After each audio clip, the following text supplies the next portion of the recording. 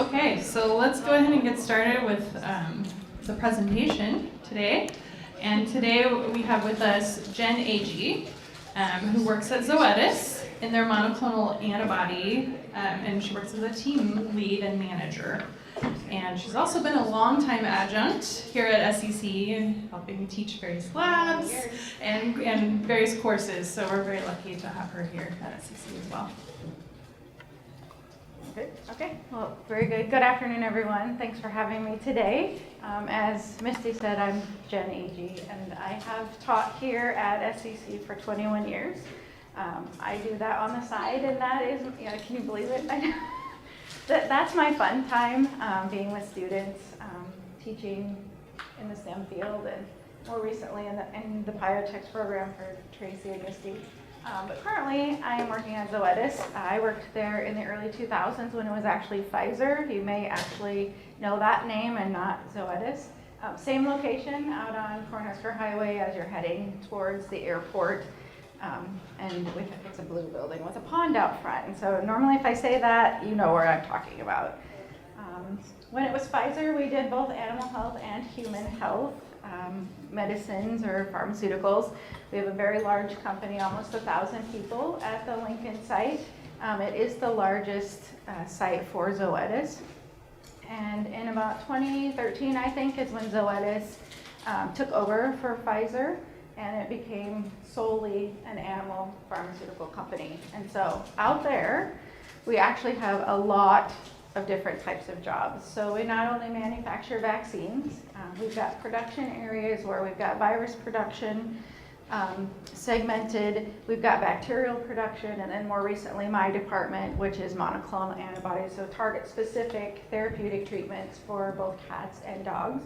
We don't do large animal at this time because we can't make that massive amount of protein that would be needed for treatment on like livestock, but we have been asked, it is being explored, but it's not something we have the capability to do. In addition to the production facilities, we also have the pharmaceuticals side where they do blending, tableting. There's a lot of very large equipment. We do our own packaging for most of our products as well, right there at the Lincoln site. We've got our own regulatory department, our own quality department, and then all of the quality laboratories. So we've got microbial testing, virology, immunology, and chemistry control labs there as well. So we have quite a diverse population, a lot of different jobs for the Lincoln area. And I don't know if you are looking for something specific, I can talk more about the types of roles that we have.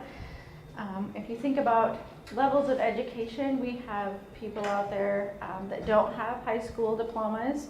We have some that require high school diplomas, and then we go all the way up through PhDs, postdocs, and then we have, a business unit as well.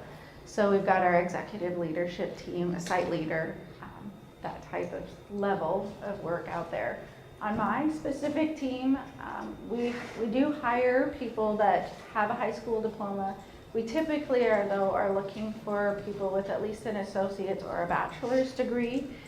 When we make the monoclonal antibodies, it is a very complex process and it's very high dollar, so we can't really take the risk of having someone who doesn't have a base or foundation in the sciences. They need to understand what they're doing and why they're doing it, even if they are following a prescriptive recipe, writing on batch records. And we've got a lot of safeguards in place to keep the quality and integrity there for our process, but they can still make critical errors. So we really look for someone who's got a little higher, at least a foundation in chemistry and biology, in my department specifically. What do you want to know? I guess what is the day-to-day look like? Day-to-day? Sure. On my team, I run 3 shifts, but not in the traditional sense. So I have a team that starts at 6 a.m., a team that starts at 7:15, and then one group that we call a swing shift that starts at 10:30. I need to cover about 14 hours of process in a day without logging overtime. So we have that staggered appropriately. If we run long, I do let my team flex on another day. We do take off, just trying to maintain the business model.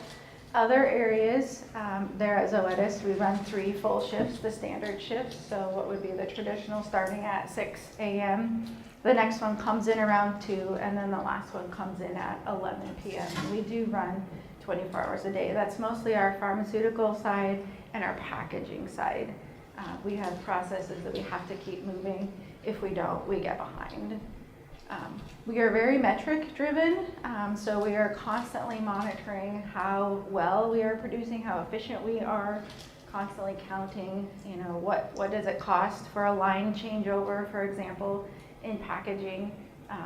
And we have to figure out if we're down for too long, we've got to figure out where to make up those resources. We do share people across departments sometimes. If one is running a little light and another has a heavier burden, my team has moved over to packaging and helped, run a second line so we can meet the end or bottom need for the company for that month. What do you want to know? I want to know, so you are often hiring people. What sort of technical skills and soft skills are you looking for, or that you have seen be successful on your team? And maybe what are some things that you wish more people would have? I mean, what do you notice in a lack of, I guess? Yep. I'll say the hiring is challenging. You get about one 45-minute interview with your candidate before you make a selection. Sometimes you get to have a second interview, but in that time you have to evaluate not only their skill set, but their soft skills, how they might work with your team, if they're good at collaborating or not. So we have some very specific questions that we eventually learned to ask, just in case, someone can be flagged. So we always ask, do you prefer to work on your own? Would you rather be an individual contributor, or how do you work with other team members? My group needs to be able to work in a team because we do rely on each other. We hand off the process, and you have to be able to communicate that. Things that I think I'm getting in a candidate usually are self-awareness, good communication skills, willingness to accept criticism, constructive criticism, and then I like to see them come back and say, okay, yep, you're right, this is what I learned today, and here's what I might do different, at least be able to have that conversation. We don't always get that, and you don't know you're not going to get that. From a technical standpoint, I'm looking for someone who understands some basic concepts in cell culture, aseptic technique, pH adjusting and what pH can do and how that can impact metabolic processes. I'm often interested in knowing if they have the ability to do mechanical troubleshooting. So I always ask, can you change the oil on your car or not? Have you ever done that? Some people have instrument experience and troubleshooting. That's great because we do have some instruments that we work on, but it's more large scale equipment. And when we interview candidates, they don't really have a concept of that. So I usually bring pictures. If you think about if you've ever been to Laszlo's or to Granite City and you've seen the very large brewery, that's about the size of my bioreactor, and that's where I grow cells. So if someone walks in and they're expecting a flask, I do have flasks, but not for, it's not very much of the process. It's very large equipment. Probably my centrifuge is a quarter of this room, and people are thinking benchtop, right? So, and we do a lot of our own maintenance. So I ask that question, can you change the oil on your car? Because I'm curious, can you use a screwdriver, use a wrench, change gaskets?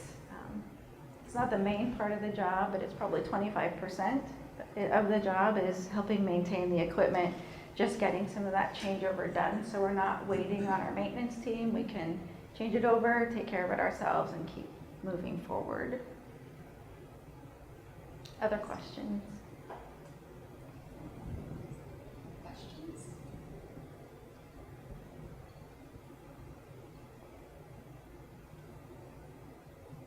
Do you offer job shadowing or internships?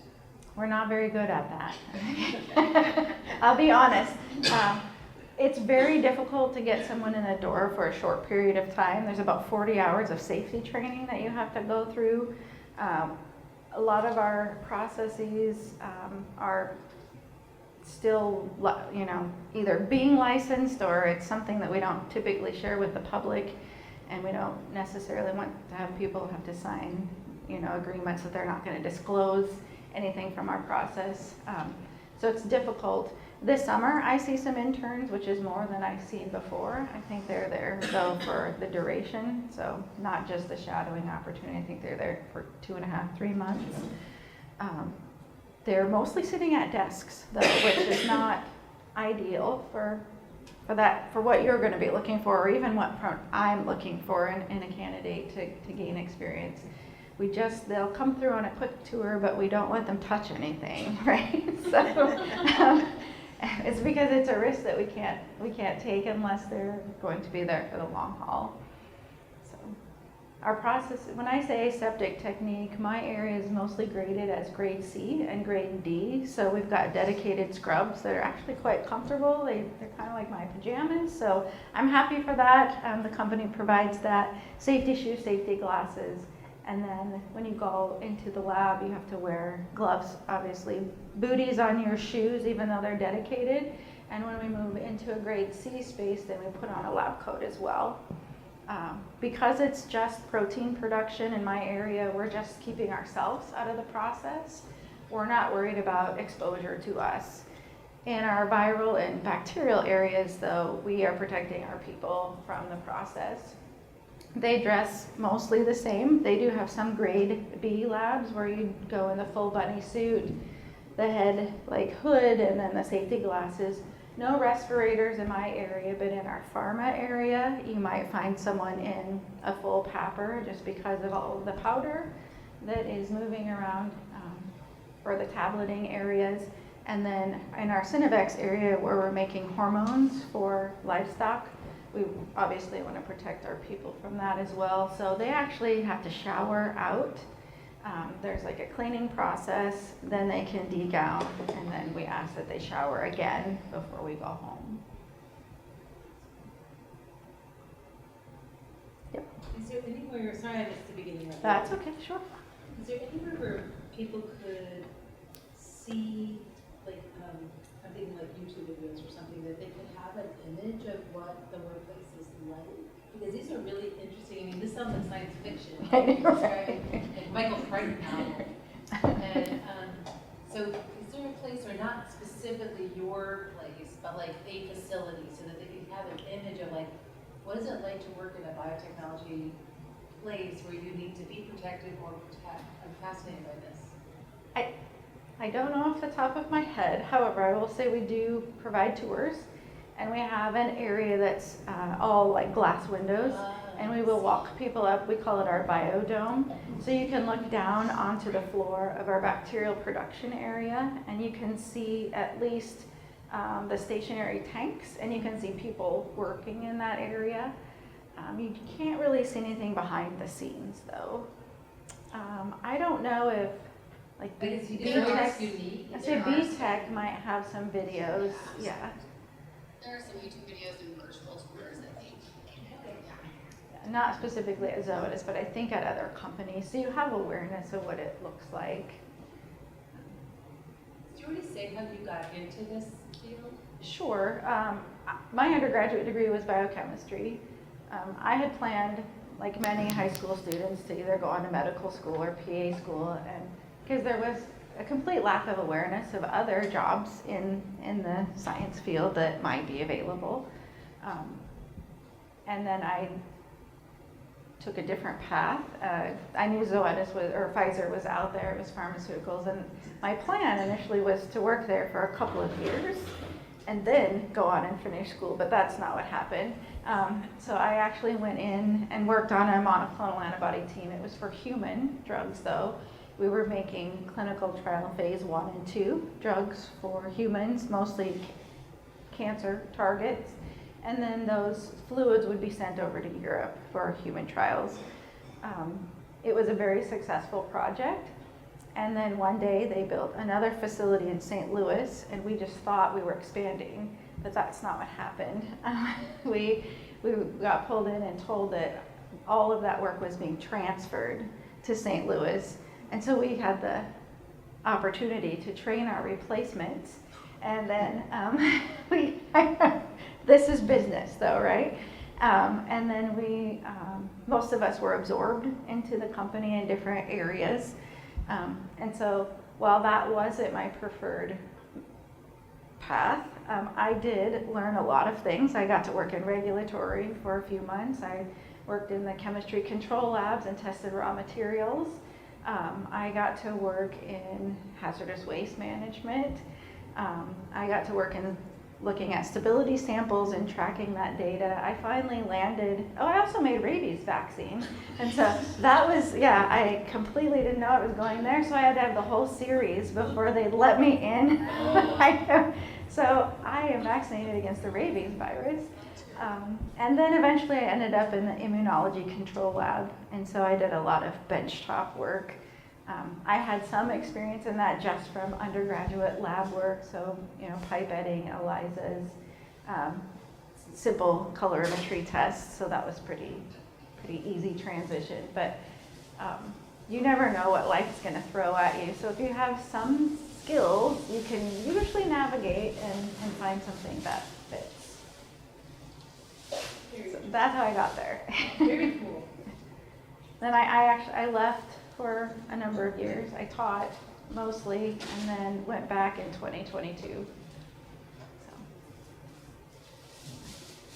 And did you teach at the community college level? I do, yep. I teach here. I was a lab manager at Nebraska Wesleyan for quite a while, about 8 years. So got us through COVID. That was a unique situation as well. So, yep. Again, not a straight path, but yeah. Lots of opportunities out there that I think we forget to share with our even middle school and high school students, that there's not just one way to be in touch with the medical field or the pharmaceutical field. You don't have to be a pharmacist to work in the pharmaceutical field. You don't have to be a research scientist to work in the pharmaceutical field. There's so many other avenues. Other questions?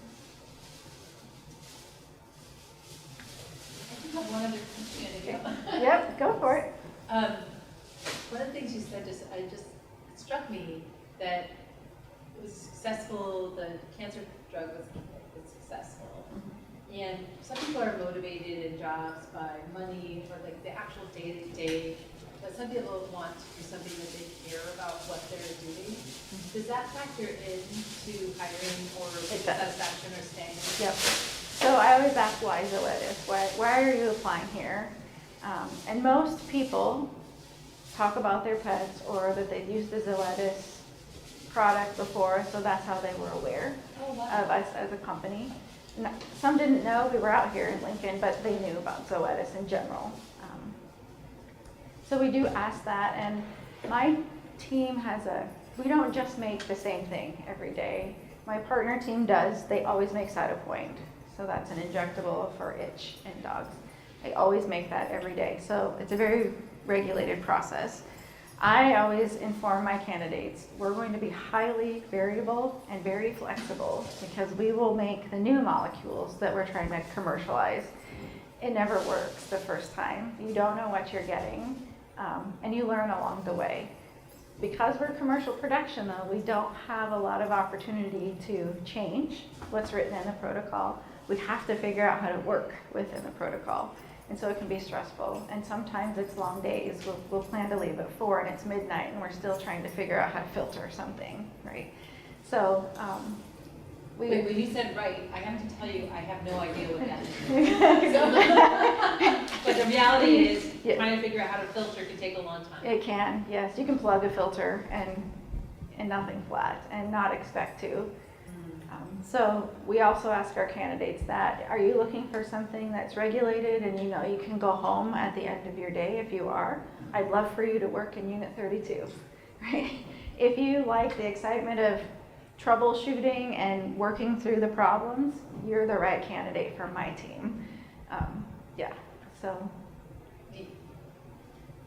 it's fun and it's challenging and it's frustrating. all at the same time. We have, we're heavily regulated by the FDA. That might not be something you know. USDA typically handles animal pharmaceuticals, but the FDA took over the monoclonal antibodies. Some reason is because it's pain management, but it's also because it's injectable. And so we work now with the FDA quite frequently. When we qualify a process, we generally have to make a minimum of 3 batches. It's got to be similar in nature. If it's not, then we might make a 4th or a 5th batch to get there. Europe is usually the first agency to accept the process. They will review our documents and say, okay. And then we ship our product to Europe and we sell those first batches to the European market. Then we wait for the FDA to come. They come by invitation, and as soon as they come, then they'll review and they'll either give us the green stamp or not. So far we've gotten it, but I've been waiting almost a year for a molecule to go onto the US market, and so we sold it all in Europe, and we're just now waiting. I'm producing a new one starting at the end of July, so I will have 2 waiting for the FDA. Yes, that's one thing I failed to mention. We're inspected a lot. This year we've had the USDA, we've had Turkey. I'm in the middle of a Russian audit right now that is virtual because they can't get into our country, and so we've had to pre-videotape and then work online with them from about 6 a.m. to 1 every day.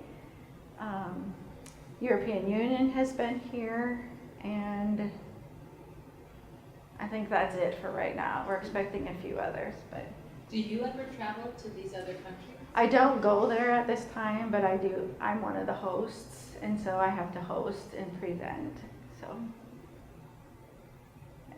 Does having some cultural awareness help with your job? It does, and certainly we ask ahead of time. So when Turkey was here, it was that period where they were all fasting, and so Ramadan. yes, it was Ramadan. And so I have one person trying to line up meals, and I'm going, nope.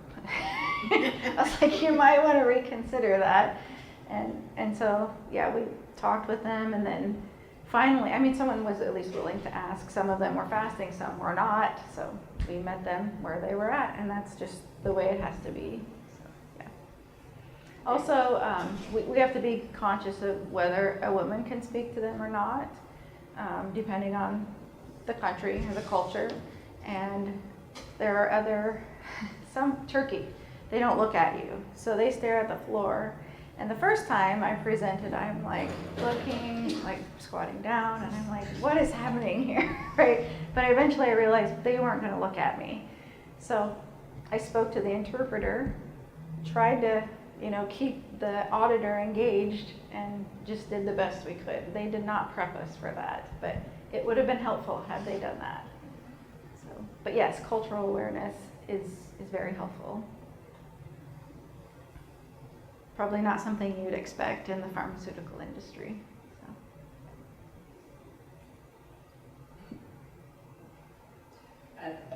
I'm a sociologist, so Perfect. that's why it's really interesting. I love hearing this. Yeah, even food choices, right? We have to know ahead of time.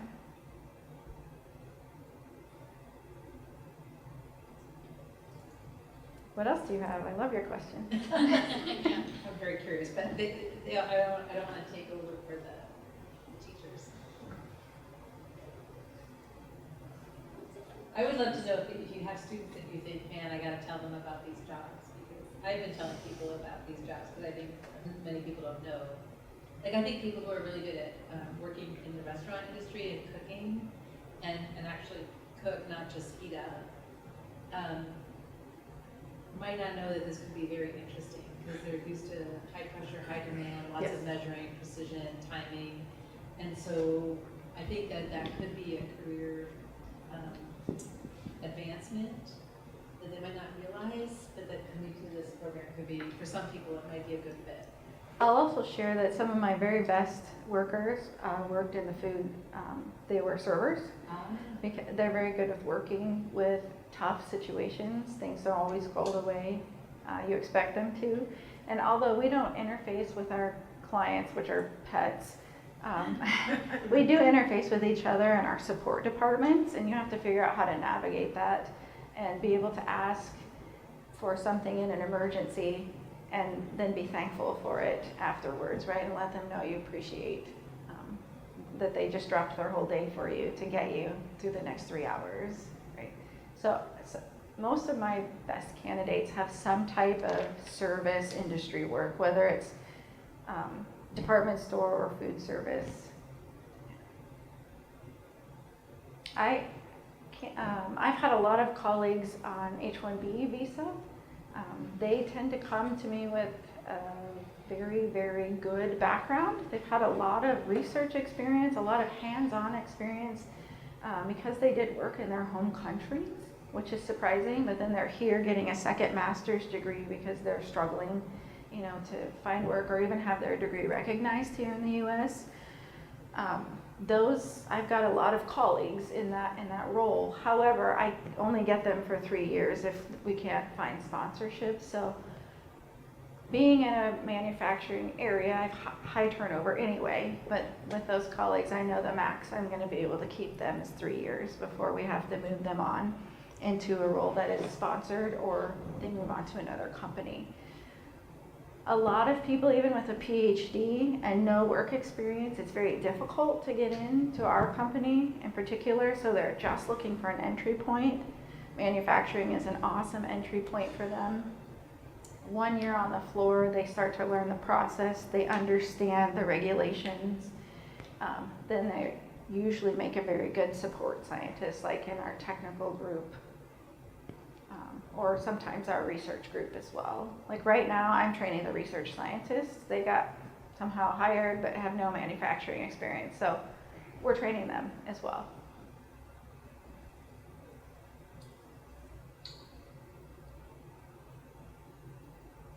Do you work with legal literacy on that? I don't. Sorry. Yeah. Zoe? From talking with students, I think they oftentimes don't know, like, they've heard of opportunities like this, but they don't know, like, how to search for them. What are places that you're posting job listings, and what types of, like, titles are those job listings under? What should students be searching for? So they will always be posted on our company website, and I think that makes it challenging. So many of us are just reliant on like LinkedIn or Indeed. For a long time, we didn't post there at all. We would do, and you'll laugh at this, when I first started in 2022, they said, we're gonna do a radio ad. And I was like, who listens to the radio? I said, certainly none of our students do. And I was like, are you putting marketing materials out to the colleges? And they're looking at me like I had 3 heads, and I'm looking at them like they have 3 heads. I mean, there was just a mismatch of where people were searching for jobs and where we were advertising. The group that helps us hire, selects candidates, they now use Indeed, and so that was great. That was a good change. So we've started entering this century. We're a little behind. In terms of titles, I think people probably don't recognize the titles. So mine are listed as laboratory or manufacturing laboratory technicians. They might not know what that is. It's certainly not a bench scientist, but it's an on-the-floor person that's either running large-scale chromatography, cell culture, centrifugation, and so we do put that in the description, but if you don't know what that is, it's probably hard to look at. I think the last time I looked, it even said like you do monoclonal antibodies, so it says MABs. So probably people don't know what MABs are. Correct. And then it said upstream or MABs downstream, right? Yes, So and unless they you- won't know what that is Yeah, either. so unless you have an awareness of biomanufacturing, you would have no idea what those. It's a foreign language. It is. Yes. But it might be like, oh, in biochemistry or in biology, I learned about chromatography and it's separating molecules. Oh, I know about that, but from those words, you wouldn't know that you know about it. Correct. Other titles, like in quality, we might list it as a compliance specialist, and you don't realize that's a quality role. Compliance might also mean benchtop scientist in the quality operations lab, but they're not called that. So I think there's again a mismatch of information for what's out there and available to students versus what we are classifying those roles as.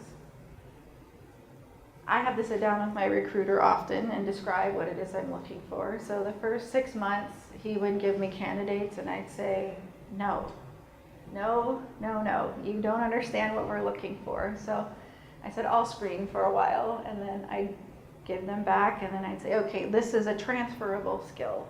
This is a transferable skill. So finally we came to an understanding, and he's like, well, they don't have a biology degree. And I'm like, that's okay, because they've got, you know, a transferable skill that I can use and coach from. I guess that would be my follow-up question. Like, how important are different degree titles? How willing are you to look at like a degree and extrapolate out that it doesn't like need to do biology, I guess? Yes, so I look at the work history. That's what I look at. So degree is important, right, because that does provide that foundation. But if you have a degree in biology and you've never worked anywhere, you aren't going to meet any of my needs. So it's the work experience. And again, I'm looking for service work. Have you worked with people? Can you work with people? I haven't taken any automotive techs, but I've been tempted to. I've interviewed a few, let's see, instrumentation specialists who maybe were validation specialists, but they may have a technical degree that is more inclined towards engineering. I can still work with that. Troubleshooting, critical thinking, all of that. Measuring. You would be surprised how many people have never measured. Like with the, what do you mean, like with A ruler or a tape measure, and then I'm like, if you can't read that, you can't read a graduated cylinder. Yeah.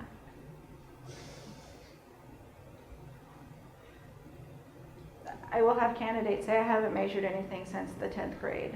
I'm like, awesome. Right? And it's true.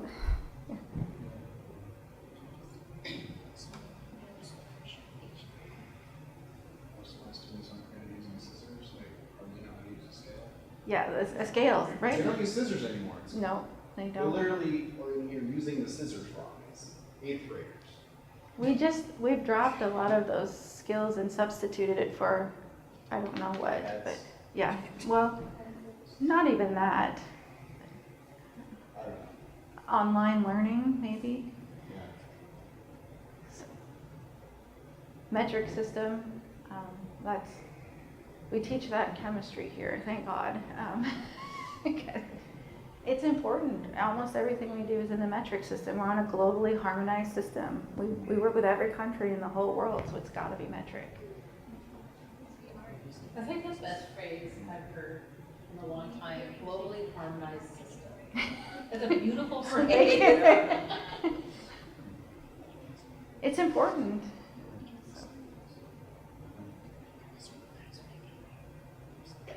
What else? What's your starting pay for like an entry-level position? Entry level on manufacturing floor is right around $19 an hour. So a little bit higher than some of the other, maybe like Neogen, I think, was starting maybe $15 an hour. I'm not sure what Merck or Hubei Pharma start at. Our goal there was to get people in the door, largely because we weren't advertising correctly. And so when we did find someone, it was like this miracle. We're doing better. When you work in like my area, you automatically get a 10% bonus on top of that because again, we're making something that's very, very expensive. We joke with each other and call it liquid gold, but really that's what it is. And then we are open to, if someone comes in with a biology or like a bachelor's degree, we will put them at the next level. We don't hire them at the lowest level, so I usually start them around $22 an hour, and then we work from there. So then if there's a master's or a PhD, we can start higher. even an entry-level position, the highest I've started someone was $28 an hour because they had a significant work experience and they had research as well. It was a PhD candidate just literally trying to get in the door. And I said, I understand your situation. He was open. He's like, I'll stay for a year, but I'm like, I got it. So, but I knew he could contribute right away, and he did. So he was an asset to us even in that year. But like if you have a technician or someone who is on your team, and they've been there for like 5 or 10 years, like what, I'm just curious, I don't even know this, what kind of pay can you get up to? Like what's? So each level has like a pay range, anywhere from about, I don't know, 80% of the mid-range to 110% before the company starts saying, are they ready to be promoted to the next level? So you can kind of be within that range. If you're a terrible colleague and you're just not achieving, you'll stay at the same range, and we actually won't even raise your pay, you'll cap out. That's how it works. Most people are not terrible colleagues. They're good, and they will eventually advance up through the ranks. They can move from entry level all the way up through what we call leadership. And so that's maybe 5 levels up. So there's quite a ladder there with pretty diverse pay, I would say. I've had my highest ranking colleague at one point was making $42 an hour and still on the production floor. Did not have a degree, had a high school diploma, but had been there 20 years. So $42 an hour is not insignificant. We have excellent benefits. So we pay for education. That was my Yep, question. we pay for your education. You want to go back to school or you want to get an education, we'll pay for it for you. We pay up to $15,000 a year. Your first priority is your job, but if you need to leave work 1 day a week to attend the lab, we're generally flexible with that. You can't attend full-time days if you've got a first shift job, but many of the schools offer either online or some evening courses, and we can work with those. But yeah, we support that, we encourage that. We do payments on student loans for you as well. So that's a monthly stipend. If you come out of college and have a student loan, we're gonna help you pay it off. We have excellent medical benefits. There's also help with adoption. If you want to adopt, there's help paying for daycare. If you're taking care of a loved one at home, there are stipends for that as well. Community resources. Basically, if you're not taking advantage of some of our benefits, you're not trying to.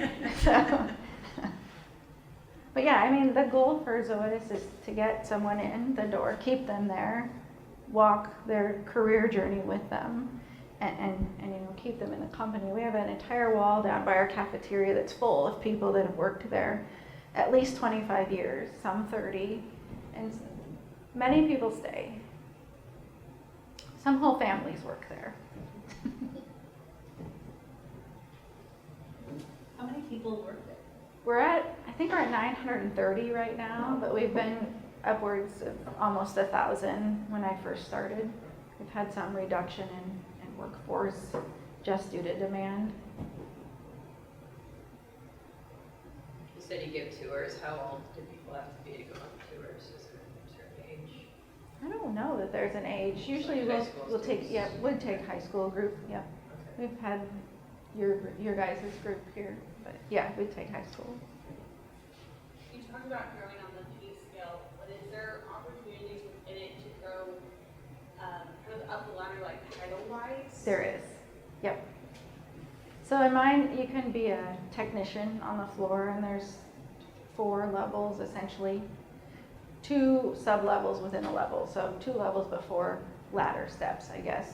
And then you're eligible for a titled role, so I have like a process verification expert. That's our first level of quality on the floor. I've got a manufacturing coordinator that helps with our scheduling and ordering of materials. And then I have 2 lead technicians, and so they're kind of like a supervisor on the floor. And they're responsible for making sure that processes not only get started, but executed for the day, for the week, for the month. They are not charged with monitoring the money at all. I have to take care of that.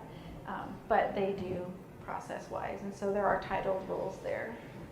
Then there's team leaders, there's managers, there's directors, and then that's on the manufacturing side. Then there are different levels for the BMRD or veterinary medicine research group side. So associate, scientist, senior associate, then scientist, senior scientist, principal, moves on like that. Yes.